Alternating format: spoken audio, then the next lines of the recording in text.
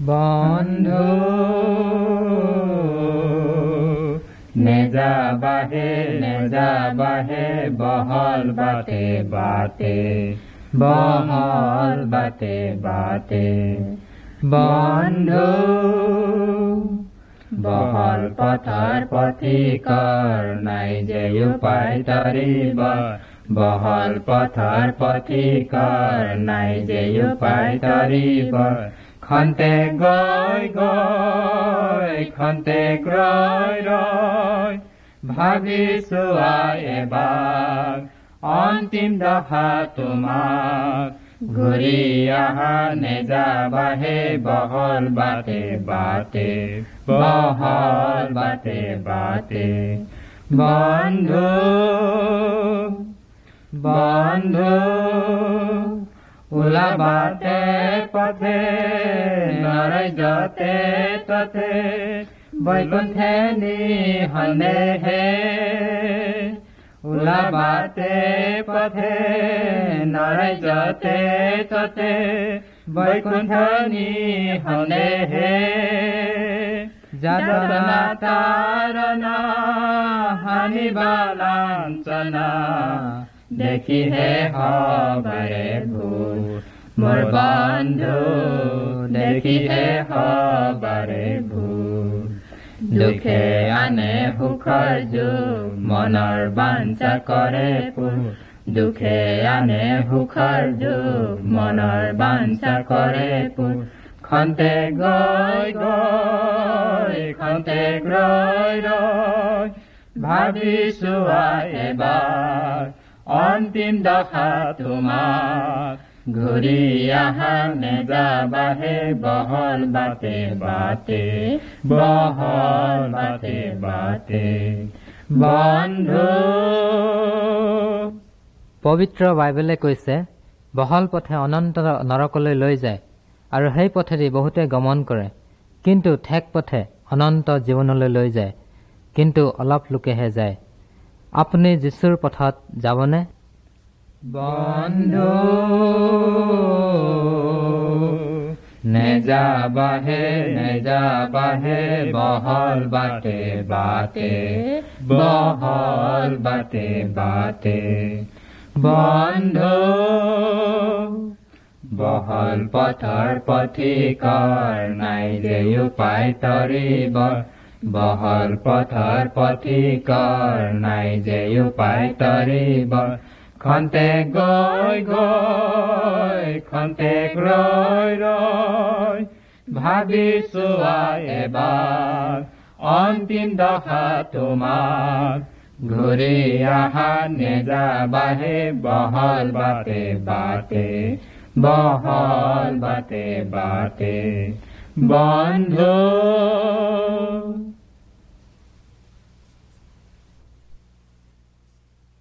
এজন মানুহে তেওঁ গৰু গাড়ীৰে গাঁও এখনৰ মাজেৰে গৈ আছিল আৰু তেতিয়া ঘিটমিট আন্ধাৰ আছিল অকস্মাতে তেওঁৰ সন্মুখত বহুত বাট দেখি হৈছিল তেওঁ জনা নাছিল কোন বাটে যাব লাগিব তেওঁৰ কেনা লাগিল কিন্তু তথাপি এটা বাট বাছি ললে সেই বাটেদি যাওঁতে বোকাত যেতিয়া গাড়ীখন লাগি ধৰে তেতিয়া মানুহজনে চিঞৰ বাখৰ কৰি গৰু দুটাক মাৰিবলৈ ধৰে ওখৰা মুখৰা বাটটোত গৰু দুটা বাৰে বাৰে উজুটি খায় আৰু কেনি গৈছে তাকো জানিব পৰা নাছিল গাড়ীখনেৰে মানুহজন কলৈ গৈছেনো তেওঁ নিজেই নাজানে কাৰণ তেওঁৰ গাঁওখন এৰি থৈ আহিছে আৰু বসবাসৰ কাৰণে ভাল ঠাই এখন বিচাৰি ফুৰিছে তেওঁৰ গাঁওখনত জ্বৰ বেমাৰ মাৰপিট আদি অশান্তিৰ কাৰণে থাকিবলৈ ইচ্ছা কৰা নাছিল তেওঁ ভাবিছিল যে তেওঁ ঠিক বাটেৰে গৈছিল আৰু বাটত কোনোবা চোৰ ডকাইত নাছিল ঠিক ঠাই তেওঁ গৈ পাব সেইটোৱে আছিল তেওঁৰ একমাত্ৰ আশা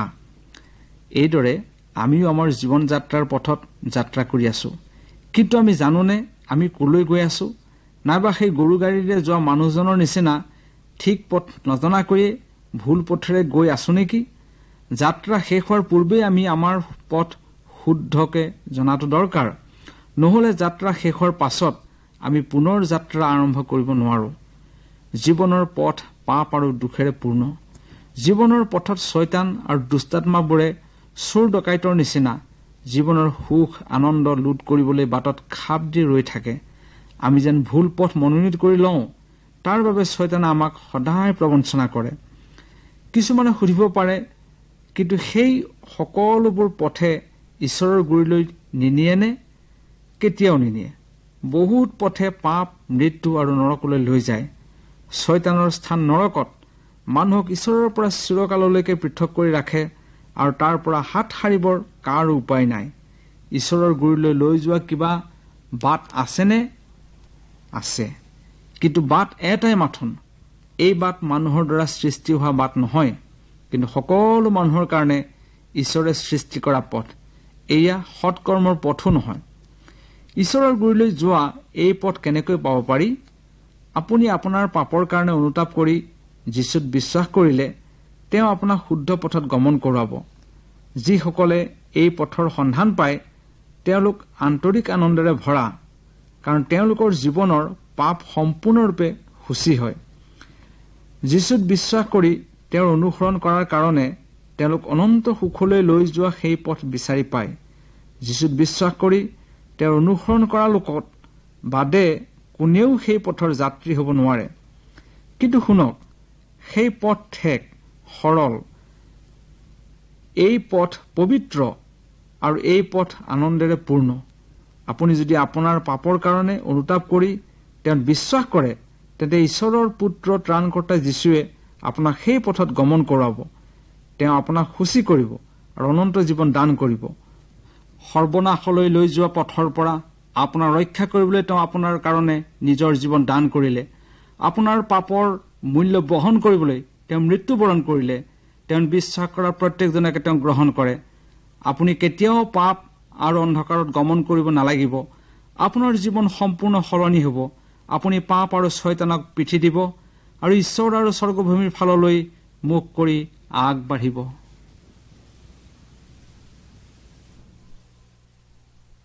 প্ৰিয় বন্ধুসকল, ঈশ্বৰৰ বিষয়ে অলপ আলোচনা কৰোঁ হওক, শুনক। এনে কিছুমান কথা আছে সকলো মানুহে নুবুজে, তাক ব্যাখ্যা কৰিব খুজিছো। আমি কওঁ যে যীশুখ্ৰীষ্ট ঈশ্বৰৰ পুত্ৰ। আপুনি বোধহয় ভাবিছে ঈশ্বৰনো পুত্ৰ থাকিব পাৰেনে? আমাৰ ঈশ্বৰ এজনাই, বহুজন নহয়।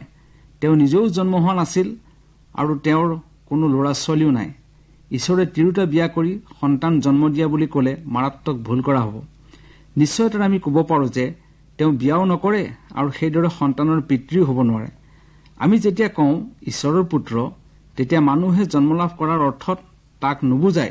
কওঁ শুনক, ঈশ্বৰ আত্মা আৰু সম্পূৰ্ণ পবিত্ৰ। কোনো মানুহে তেওঁক সম্পূৰ্ণ বুজি পাব নোৱাৰে, দেখা পাব নোৱাৰে আৰু স্পৰ্শ কৰিব নোৱাৰে। কিন্তু তেওঁ সৃষ্টি কৰা মানুহক তেওঁ প্ৰেম কৰে আৰু মানুহেও যেন তেওঁক প্ৰেম কৰে, সেইটো তেওঁৰ ইচ্ছা। মানুহে যেন তেওঁক দেখা পাব পাৰে, জানিব পাৰে আৰু দেখি জানি তেওঁক প্ৰেম কৰিব পাৰে, সেইবাবে তেওঁ মানুহৰ ৰূপ ধাৰণ কৰি মানুহৰ মাজলৈ আহিল। তেওঁৰ জন্ম এগৰাকী কুমাৰীৰ পৰা হৈছিল আৰু তেওঁৰ কোনো মানৱ পিতৃ নাছিল। তেওঁ মানুহৰ মাজত 33 বছৰ কাল আছিল, যাতে মানুহে তেওঁক জানিব পাৰে। তেওঁ নিজে একো পাপ নকৰিলেও মানুহৰ পাপৰ বাবে তেওঁ নিজৰ জীৱন বলি উৎসৰ্গ কৰিলে আৰু তাতেই মানুহে তেওঁৰ দয়া আৰু প্ৰেম দেখা পালে। মৃত্যুৰ পাছতো তেওঁ পুনৰ জি উঠি স্বৰ্গলৈ গ'ল। এইদৰে তেওঁ মানুহৰ মাজত নিজকে প্ৰকাশ কৰিলে।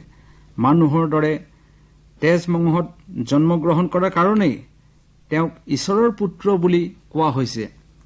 কিন্তু ঈশ্বৰক ভাগ ভাগ কৰিব নোৱাৰি। নৰৰূপে পুত্ৰ ঈশ্বৰ হৈ জগতত থকাৰ সময়তো তেওঁ সকলোৰে সৃষ্টিকৰ্তা ঈশ্বৰস্বৰূপে স্বৰ্গতো আছিল। সেইকাৰণে তেওঁক পিতৃ ঈশ্বৰ বুলিও কোৱা হয়। ঈশ্বৰ আত্মা, সেইকাৰণে তেওঁক পবিত্ৰ আত্মা বুলিও কোৱা হয়। এইকাৰণে আমি জানিব পাৰোঁ যে সেই মহান ঈশ্বৰ আত্মাৰূপে আমাৰ হৃদয়ত প্ৰৱেশ কৰিব পাৰে। আমাৰ কাৰণে জীৱন বলিদান কৰা যীশুখ্ৰীষ্টক আপুনি সেৱা আৰাধনা কৰিবলৈ অৱজ্ঞা কৰা মানে আপুনি ঈশ্বৰৰ সেৱা আৰাধনা কৰিবলৈ অৱজ্ঞা কৰাকে বুজায়। তেওঁ সত্য ঈশ্বৰ আছিল বাবেই জগতলৈ আহি নিজৰ জীৱন বলি দি আমাৰ পাপ মোচন কৰিব পাৰিছিল। প্ৰিয় বন্ধুসকল, তেওঁ এতিয়া আপোনালোকৰ অন্তৰৰ সকলো পাপ মোচনৰ বাবে আপোনালোকলৈ অপেক্ষা কৰি আছে। আপোনালোকে আপোনালোকৰ পাপময় পথৰ পৰা ঘূৰি যদি তেওঁৰ জীৱন বলিদানত বিশ্বাস কৰে, তেন্তে তেওঁ আপোনালোক সকলোকে পাপৰ পৰা শুচি কৰিব। কেৱল তেওঁৰ জীৱন বলিদানতেহে এই মহৎ কৰ্ম সম্ভৱ হ'ব পাৰে। আপুনি বলি দিয়া কোনো বলিদান বা আপোনাৰ প্ৰাৰ্থনা বা দান পুণ্যৰে ই সম্ভৱ নহয়। অসুচি অন্তৰেৰে কৰা এই সকলো কামেই অসুচি। আপোনাৰ মৃত্যুৰ পাছত কোনো পাপ লৈ আপুনি স্বৰ্গলৈ যাব নোৱাৰিব, আৰু সেই পাপ দূৰ কৰাৰো তেতিয়া আপোনাৰ একো উপায় নাথাকিব। এই পাপময় জীৱনৰ পৰা ৰক্ষা পোৱাৰ একমাত্ৰ উপায় হ'ল প্ৰভু যীশুখ্ৰীষ্টক নিজৰ জীৱনৰ ত্ৰাণকৰ্তা ৰূপে গ্ৰহণ কৰা। প্ৰিয় বন্ধুসকল, আপোনাৰ সময় আৰু সুযোগ থাকোঁতেই এতিয়াই তেওঁক গ্ৰহণ কৰক। আপুনি যদি তেওঁৰ বলিদানত বিশ্বাস কৰি তেওঁৰ গুৰিত প্ৰাৰ্থনা কৰে, তেতিয়া তেওঁ আপোনাক গ্ৰহণ কৰিব। প্ৰিয়সকল, অধিক পলমকৈ যেন আপোনালোকে বাট চাই নাথাকে।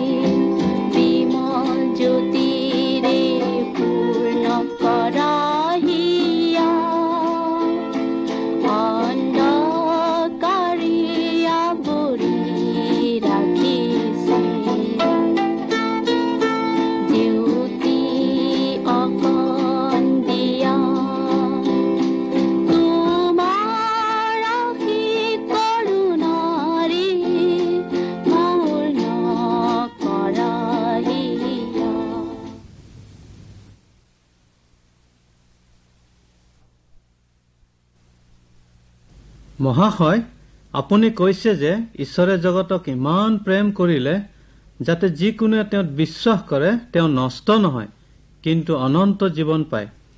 এই কথাষাৰ মই নুবুজো। যদি ঈশ্বৰে জগতক ইমানেই প্ৰেম কৰিলে তেন্তে সংসাৰখনত ইমান বিশৃংখলতা আৰু অশান্তিৰ সৃষ্টি হবলৈ তেওঁ দিয়ে কিয়? ভূমিকম্প, যুদ্ধ, বানপানী, ধুমুহা আদি হয় কিয়? মানুহ হত্যা কৰা হৈছে, বস্তু বাহানি নষ্ট হৈছে, এইবোৰ আপুনি কেনেকৈ বুজাব? আদিতে তেনেকুৱা নাছিল। ঈশ্বৰে সকলোকে সম্পূৰ্ণ শৃংখল হিচাপেই সৃষ্টি কৰিছিল। মানুহে সুখে সন্তোষে দিন নিয়াব পাৰিলেহেঁতেন, কিন্তু মানুহে ঈশ্বৰৰ ইচ্ছা পালন কৰাতকৈ নিজৰ মত আৰু ইচ্ছাৰে চলিবলৈ ধৰিলে। ঈশ্বৰৰ সৃষ্টিক পূজা কৰিবলৈ ধৰিলে আৰু মানুহে ঈশ্বৰক পিঠি দিলে। এইকাৰণেই পৃথিৱীত দুখ বেজাৰ, বিশৃংখলতা আৰু মন্দতাৰে ভৰি পৰিল। প্ৰকৃতিয়েও মানুহৰ বিৰোধিতা কৰিবলৈ ললে। আজি অধিক মানুহে ঈশ্বৰৰ বাক্যৰ সত্যতালৈ মন নকৰে। ঈশ্বৰক বিচাৰি পোৱাৰ যুক্তি আৰু উপায় মানুহে নিজেই তৈয়াৰ কৰি লৈছে, কিন্তু ঈশ্বৰে তেওঁলৈ পালতাৰ কেৱল এটাই উপায় মানুহৰ জাতিৰ বাবে ৰাখি থৈছে। মানুহৰ ধাৰণালৈ তেওঁ অকণো মন নকৰে। আমি কৰা ভাল কাম, আমি ভাল হবলৈ চেষ্টা কৰা আৰু গুণ যশস্যা, এই সকলো ঈশ্বৰৰ দৃষ্টিত অপৰিষ্কাৰ ফটাকানিৰ নিচিনা। হয় নেকি? এই বিষয়ে আৰু অলপমান কবনে? যুগ যুগ ধৰি ঈশ্বৰৰ বহুত ধাৰ্মিক দাসসকলে তেওঁৰ সেৱা পূজা কৰি আহিছে। তেওঁলোকৰ কিছুমানক ভাওবাদী বোলা হৈছিল। তেওঁলোকৰ জৰিয়তে ঈশ্বৰে পবিত্ৰ পুস্তক বাইবেল লিখিছিল। তেওঁলোকে কৈছিল যে শান্তিৰাজ ৰূপে সৰ্বশক্তিমান ঈশ্বৰ এই জগতলৈ আহিব। যীশুখ্ৰীষ্ট তেওঁৰ নাম। তেওঁলোকে কবৰ দৰেই কেইবাশ বছৰ পাছত জগতত তেওঁৰ জন্ম ধাৰণ কৰিছিল। তেওঁ এবাৰো পাপ নকৰাকৈ এই জগতত 33 বছৰ কাল আছিল। তেওঁ যে সৰ্বশক্তিমান ঈশ্বৰ তাক প্ৰকাশ কৰিবলৈ তেওঁ বহুতো আচৰিত কাম কৰিছিল। তেওঁ ঈশ্বৰৰ সত্যতাৰ বিষয়ে মানুহক শিক্ষা দিছিল। তাৰ পাছত দুষ্ট মানুহবিলাকে তেওঁক ক্ৰুচত বধিবলৈ দিলে। ক্ৰুচত নিজৰ প্ৰাণ দি তেওঁৰ তেজেৰে মানুহ জাতিৰ পাপৰ প্ৰায়চিত্ত কৰিলে। তেওঁ মৈদামত 3 দিন আছিল, কিন্তু মৃত্যুৱে তেওঁক ধৰি ৰাখিব নোৱাৰিলে। মৃত্যুৰ শক্তিক তেওঁ নাশ কৰি চিৰকাললৈকে জীৱন্ত ঈশ্বৰ হৈ থাকিবলৈ তেওঁ পুনৰ জি উঠিল। ইয়াৰে তেওঁ ইয়াকে প্ৰমাণ কৰিলে যে কেৱল তেওঁইহে মানুহক স্বৰ্গলৈ চলাই নিব পাৰে। যদি যীশুখ্ৰীষ্ট সকলো মানুহ জাতিৰ পাপৰ কাৰণে মৰিল, তেন্তে তেওঁ সকলোকে স্বৰ্গলৈ নিবনে? স্বৰ্গবাসৰ পৰা কোনেও বাদ নপৰিবনে? নাই নাই, অনেকেই স্বৰ্গবাসৰ পৰা বাদ পৰিব, কাৰণ তেওঁলোকে ঈশ্বৰৰ পৰিত্ৰাণ অগ্ৰাহ্য কৰিছে। আন নানান উপায়েৰে স্বৰ্গৰাজ্যত প্ৰৱেশ কৰিব পৰা হলে যীশুখ্ৰীষ্টৰ মৃত্যুৰ একো অৰ্থ নাই। কিন্তু আন কোনো উপায় নাই। যীশুৱে কৈছে, ময়েই বাট, সত্য আৰু জীৱনো। মোৰ যোগেদি নগলে পিতৃৰ ওচৰলৈ কোনেও নাযায়। কেৱল যিসকলে তেওঁ বিশ্বাস কৰে আৰু আশা ৰাখে, স্বৰ্গতো তেওঁলোকেহে স্থান পাব। মই এতিয়া বুজিছো মহাশয়। এতিয়াৰে পৰা প্ৰভু যীশুৱে মোক গ্ৰহণ কৰিব। তেওঁৱেই মোৰ ত্ৰাণকৰ্তা আৰু মোৰ প্ৰভু হ'ব।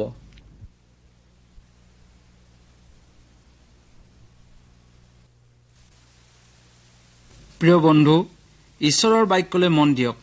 আদিতে কোনো মানুহ, আকাশমণ্ডলৰ পৃথিৱী নাছিল, কেৱল ঈশ্বৰহে আছিল। তেওঁ গ্ৰহ নক্ষত্ৰ, তৃণতৰু আৰু জীৱ জন্তু সৃষ্টি কৰিলে। সৰ্বশেষত তেওঁ এজন পুৰুষ আৰু এগৰাকী নাৰী সৃষ্টি কৰিলে। তেওঁলোক আছিল আদম আৰু হাৱা। সৃষ্টি কৰিবলৈ তেওঁ কোনো কাম কৰিবলগীয়া নহৈছিল, কেৱল মুখৰ বাক্যেৰেই তেওঁ সৃষ্টি কৰিছিল। আদিতে আদম আৰু হাৱা পবিত্ৰ আৰু নিষ্পাপী আছিল। তেওঁলোকে ঈশ্বৰক প্ৰেম ভক্তি কৰিছিল আৰু সুখ শান্তিৰে তেওঁলোকে দিন নিয়াইছিল। কিন্তু সকলো মণ্ডৰ গৰাকী শয়তানে এদিন তেওঁলোকক ঠগিলে। ঈশ্বৰে তেওঁলোকক কলে, যদি তোমালোকে শয়তানক অনুসৰণ কৰা, তোমালোকৰ আত্মাও শয়তানৰ কাৰণে জুৰুত কৰি থোৱা অগ্নিকুণ্ডলৈ যাব। শয়তানে কলে, তোমালোক নমৰা।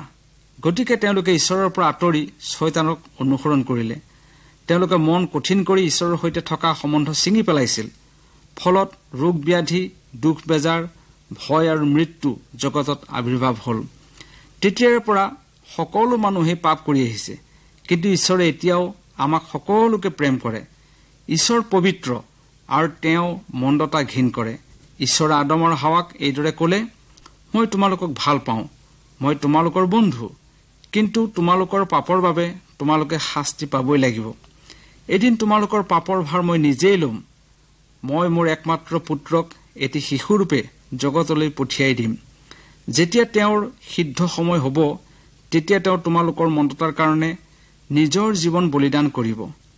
তোমালোকৰ পাপ ধুই শুচি কৰিবলৈ তেওঁৰ তেজৰ শক্তি আছে। সেই তেজেৰে শুচি কৰিবলৈ তোমালোক যদি মান্তি হোৱা, তেন্তে তোমালোকে পুনৰ মোৰে সৈতে সম্বন্ধ গঢ়িব পাৰিবা। মোৰ পুত্ৰ বহু বছৰৰ পাছতহে জগতলৈ আহিব, কিন্তু তুমি আৰু তোমাৰ বংশই যদি মোৰ আজ্ঞা পালন কৰা তেন্তে তোমালোকৰ শান্তি হ'ব। এইদৰে কৰিবলৈ ঈশ্বৰে তেওঁলোকক আজ্ঞা দিছিল। মেৰ পোৱালি এটি বলি উৎসৰ্গ কৰা। মেৰ পোৱালিৰ তেজখিনিয়ে এই চিন দাঙি ধৰিব যে মোৰ পুত্ৰৰ তেজত তোমালোকে বিশ্বাস কৰিছা, যিজনে এদিন তোমালোকৰ বাবে প্ৰাণ দিবলৈ আহিব। এইখিনি কৰা যেতিয়া মই দেখিম, তেতিয়া মই মোৰ অংগীকাৰ সোঁৱৰণ কৰিম আৰু তোমালোকৰ পাপ ক্ষমা কৰিম। তেতিয়া তোমালোকৰ শান্তি হ'ব। ঈশ্বৰৰ বন্ধু হ'ব পৰা উপায় স্বয়ং ঈশ্বৰৰ পৰা শুনি আদম আৰু হাৱা অতি সুখী হ'ল।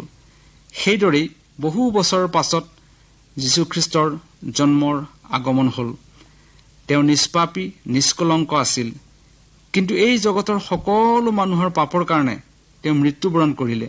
যেতিয়া তেওঁ মৃত্যুবৰণ কৰিলে, সেই মৃত্যু সম্পূৰ্ণ সিদ্ধ বলিদান আছিল। আমাৰ পাপৰ মূল্যস্বৰূপে তেওঁৰ তেজেই যথেষ্ট হৈছিল। এতিয়া ঈশ্বৰে কোনো মেৰ পোৱালি বলিদান গ্ৰহণ নকৰে, কিন্তু আপুনি যদি তেওঁৰ পুত্ৰৰ তেজ আপোনাৰ পাপৰ মূল্য বুলি গ্ৰহণ কৰে, তেতিয়া ঈশ্বৰ আৰু আপোনাৰ মাজত শান্তি স্থাপন হ'ব।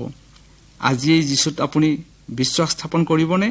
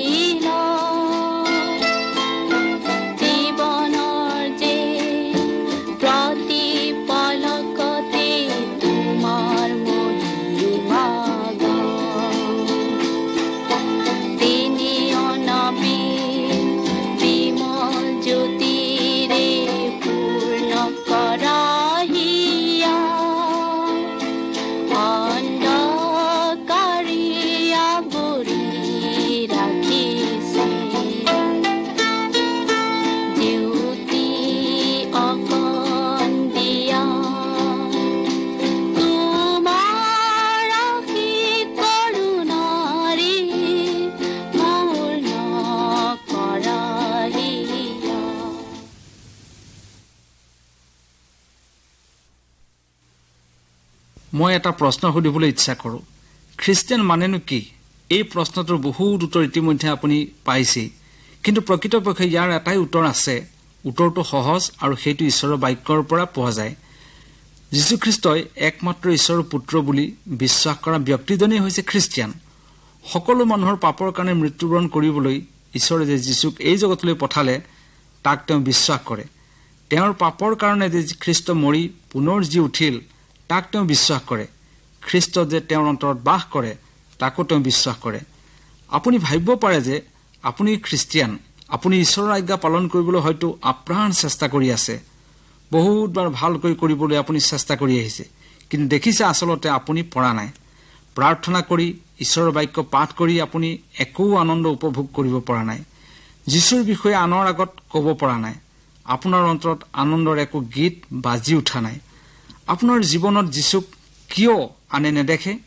বাইবেলে কৈছে যে কাৰণ আপুনি এতিয়াও আপোনাৰ হৃদয়ত পাপ পোষণ কৰি ৰাখিছে। পাপহে আপোনাৰ জীৱনত গৰাকী, খ্ৰীষ্ট নহয়। আপোনাৰ পাপ এটা বা অধিকো হ'ব পাৰে।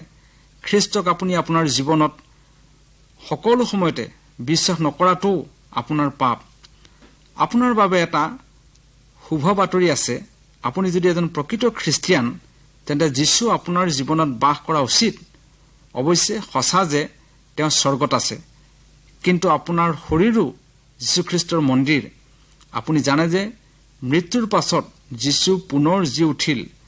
তাৰ মানে হৈছে যে তেওঁ মৃত্যু, পাপ আৰু শয়তানৰ ওপৰত জয়লাভ কৰিলে। এই মহান জয়ৰ কাৰণেই আমাৰ মন পাপৰ পৰা মুক্ত হ'ব পাৰে আৰু সকলো প্ৰলোভনৰ পৰাও আমি মুক্তি পাব পাৰোঁ। প্ৰভুৰ শক্তি আমাৰ জীৱনত থকাত আমি আমাৰ স্বাৰ্থপৰতাৰ জীৱন ধাৰণ কৰিবৰ প্ৰয়োজন নহয়। তেওঁ আমাৰ অন্তৰত হিংসা, ঘৃণাৰ ঠাইত পাৰস্পৰিক প্ৰেম, তিক্ততাৰ ঠাইত ধৈৰ্য, দুখ বেজাৰৰ ঠাইত আনন্দ, ভয়ৰ ঠাইত শান্তি, অবাধ্যতাৰ সলনি ঈশ্বৰৰ বাক্যৰ প্ৰতি বাধ্যতা দান কৰিবলৈ ইচ্ছা কৰে। প্ৰকৃততে আমি তেওঁত বিশ্বাস কৰাৰ বাবে তেওঁ আমাৰ সকলো অভাৱ পূৰ কৰিব পাৰে। তেওঁ ঈশ্বৰ, তেওঁৱেই আমাৰ জীৱন। আমি নিজেই নিজক ভাল কৰিব নোৱাৰো। আমাৰ নিজৰ শক্তিৰে আমি ঈশ্বৰৰ আজ্ঞা পালন কৰিব নোৱাৰো। তেওঁ আমাক ত্ৰাণ কৰিব পাৰে বুলি আমি যেনেকৈ বিশ্বাস কৰোঁ, তেনেকৈয়ে তেওঁ আমাক বাস কৰিব পাৰে বুলিও আমি বিশ্বাস কৰোঁ। তেওঁ ক্ৰুচত মৃত্যুবৰণ কৰাৰ সময়তেই তেওঁ বিশ্বাস কৰা সকলৰ সকলো মাংসিক ইচ্ছা আৰু মাংসিক উদ্দেশ্যৰ মৃত্যু হয়। বাইবেলে কৈছে যে আমি খ্ৰীষ্টৰ সৈতে পুনৰুত্থিত হলো। আমি যেতিয়াই পাপ কৰোঁ তেতিয়াই যদি যীশুৰ গুৰিত পাপ মোচনৰ কাৰণে প্ৰাৰ্থনা কৰোঁ, তেওঁৰ বাক্যত কৈছে যে আমি যদি আমাৰ পাপ স্বীকাৰ কৰোঁ, তেওঁ আমাক ক্ষমা কৰিব আৰু তেওঁতে যে আমাক শীঘ্ৰে সূচী কৰিব। তেওঁতে যে আমাৰ জয় আছে তাৰ বাবে আমি তেওঁক ধন্যবাদ দি তেওঁৰ পবিত্ৰ নামৰ প্ৰশংসা কৰোঁ হওক। আপুনি যদি তেওঁক বিশ্বাস কৰে, তেন্তে পাপ প্ৰতিৰোধ কৰিবলৈ তেওঁ আপোনাক আৰু আমাক শক্তিদান কৰিব। আমাৰ জীৱনৰ জয় হ'বলৈ আহক আমি সদায় বিশ্বাস কৰি তেওঁৰ নামত চলো হওক।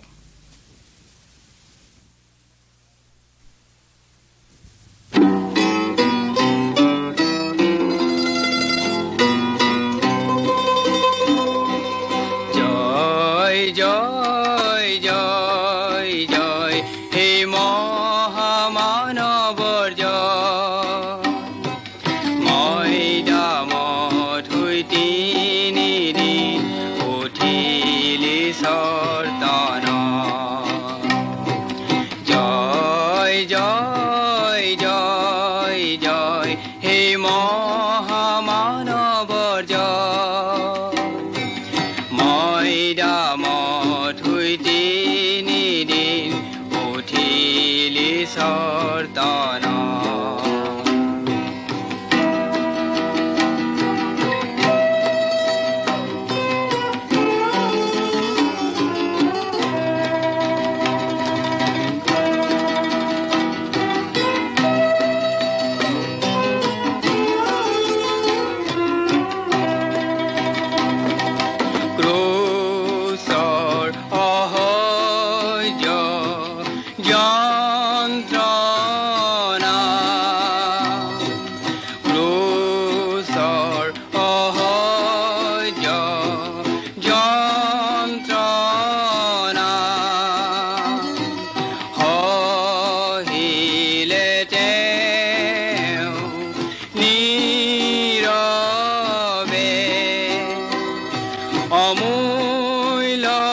প্ৰাণ দিলে পাপীৰ মঙ্গল হকে অমূল্য প্ৰাণ দিলে পাপীৰ মঙ্গল হকে জয় জয় জয় জয় হে মহামানৱৰ জয় মৈদামত হৈ তিনিদিন উঠিলি চৰ্তন জয় জয় জয় জয় হে মহামানৱৰ জয় মৈদামত হৈ তিনিদিন উঠিলি চৰ্তন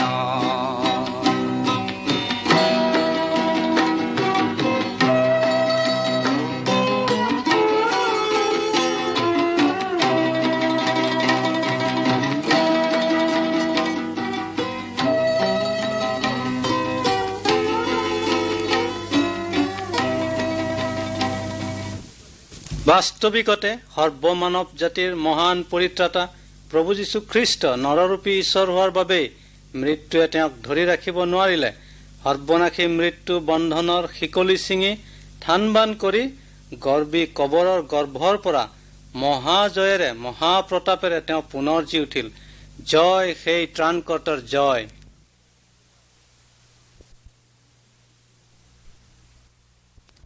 আপুনি যীশুৰ এজন বিশ্বাসকাৰীনে আপুনি কি কৰাটোক তেওঁ ইচ্ছা কৰে তাক আপুনি জানিব খোজেনে আমি কি কৰা উচিত তাক বাইবেলে আমাক শিকাইছে তেওঁ ইচ্ছা কৰে যেন আমি সদায় প্ৰাৰ্থনা কৰোঁ পুৱা সাৰ পাই উঠোতে ৰাতি শুওঁতে প্ৰাৰ্থনা কৰোঁ কাম কৰি থাকোঁতেও এঠাইৰ পৰা আনঠাইলৈ যাওঁতেও আমি প্ৰাৰ্থনা কৰাটো ঈশ্বৰে ইচ্ছা কৰে যীশুৰ নামত সদায় ঈশ্বৰৰ গুৰিত প্ৰাৰ্থনা কৰক সৰ্বান্তকৰণে আপুনি ঈশ্বৰক প্ৰেম কৰক আৰু ওচৰ চুবুৰীয়াকো নিজৰ নিচিনাকৈ প্ৰেম কৰক ল'ৰা ছোৱালীবিলাককো ঈশ্বৰৰ বিষয়ে শিক্ষা দিয়ক আৰু তেওঁলোকক ঈশ্বৰৰ আৰাধনাৰ বাবে গীৰ্জা প্ৰাৰ্থনালৈ নিয়ক আনেও যেন যীশুক প্ৰেম কৰিব শিকে তাৰ বাবেও প্ৰাৰ্থনা কৰক আপোনাৰ বন্ধু বান্ধৱ আৰু পৰিয়ালবৰ্গক দেখুৱাওক যে যীশুৰ পথেইহে ঈশ্বৰৰ গুৰিলৈ যোৱাৰ একমাত্ৰ শুদ্ধ পথ ঈশ্বৰে কৈছে যে তেওঁৰ সন্তানসকলে মিছা কোৱা অনুচিত চুৰ কৰা অনুচিত তেওঁলোক বিশ্বাসী হোৱা উচিত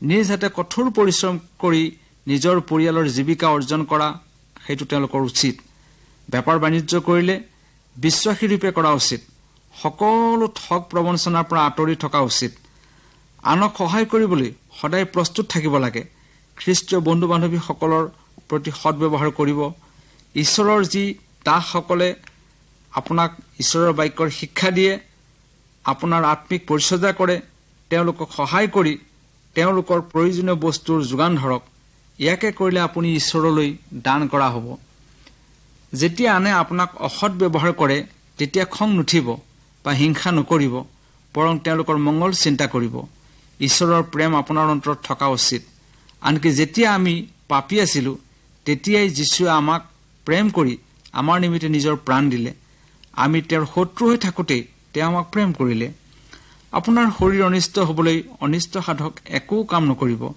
কাৰণ এই শৰীৰ এতিয়া ঈশ্বৰৰ অধীন আপোনাৰ শৰীৰৰ অনিষ্ট সাধন কৰা মদ চাৰাপ কানি ভাং বা ধপাত আদি বস্তু ব্যৱহাৰ কৰাটো উচিত বুলি আপুনি ভাবেনে এইবোৰ ৰাগিয়াল বস্তু ত্যাগ কৰাটো আপোনাৰ পক্ষে কঠিন নে ত্ৰাতা প্ৰভুৱে সহায় কৰাত আপোনাৰ অন্তৰত বাস কৰা পবিত্ৰ আত্মাই ঈশ্বৰৰ আজ্ঞা পালন কৰাত আপোনাক পৰিচালনা কৰিব বিশ্বাসীজনৰ কেৱল এগৰাকী তিৰোতা থকা উচিত আৰু তেওঁ কোনো নাৰীৰ প্ৰতি আসক্ত হ'ব নালাগিব ঈশ্বৰ আৰু পিতৃ মাতৃৰ বাধ্য হ'বলৈ ল'ৰা ছোৱালীক শিক্ষা দিয়ক আপোনাৰ আহাৰৰ বাবে ঈশ্বৰক ধন্যবাদ দিয়ক ঈশ্বৰে আপোনাক দিয়া সকলো ভাল বস্তুৰ বাবে ঈশ্বৰৰ প্ৰতি কৃতজ্ঞ হওক ভয়াতুৰ নহ'ব ঈশ্বৰ আপোনাৰ স্বৰ্গীয় পিতৃ সকলো দুষ্টাত্মা আৰু জগতৰ সকলো শক্তিতকৈ তেওঁ শক্তিমান তেওঁ বিশ্বাস ৰাখক তেওঁ আপোনাক সহায় কৰিব আপোনাক ৰক্ষা কৰি চলাব আপোনাৰ সকলো অভাৱ তেওঁৰ গুৰিত যীশুৰ নামত জনাওক তেওঁ আপোনাৰ প্ৰাৰ্থনা শুনিব আপুনি যলৈকে যায় ততেই যীশুৰ বিষয়ে কওক যেন তেওঁলোকেও তেওঁ বিশ্বাস কৰিব পাৰে।